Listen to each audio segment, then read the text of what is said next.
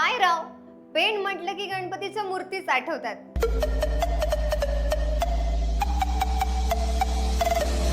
पेणचं नाव पेण कसं पडलं याची गोष्ट ऐकलीये का?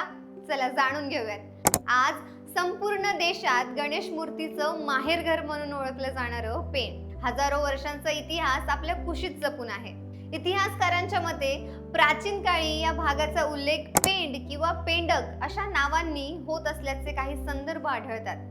काही अभ्यासकांच्या मते पेण हा शब्द जुन्या द्रविड भाषेतील पेण म्हणजे वस्ती किंवा गाव या अर्थाच्या शब्दापासून आला असावा, तर काहींच्या मते हा भाग प्राचीन व्यापारी मार्गावर असल्यामुळे इथे मोठी वस्ती निर्माण झाली आणि त्या वस्तीचंच नाव पुढे पेण म्हणून प्रसिद्ध झालं. काळ पुढे सरकत गेला, राजवटी बदलल्या, पण पेण हे नाव मात्र कायम राहिलं. आज पेण म्हटलं की सर्वप्रथम आठवतात सुंदर गणेश मूर्ती, पण या नावामागे दडलेला इतिहास शेकडो वर्षापासूनच्या समृद्ध वस्तीचा आणि व्यापारी परंपरेचा आहे. म्हणूनच पेण हे फक्त गणपतीच्या मूर्तीसाठीच नाही तर आपल्या प्राचीन इतिहासासाठीही तितकंच महत्त्वाचं आहे. प्रत्येक गाव आपल्याशी बोलत असतं, फक्त त्याची भाषा समजून घ्यावी लागते आणि त्या भाषेचं पहिलं पान म्हणजे त्या गावाचं नाव असतं.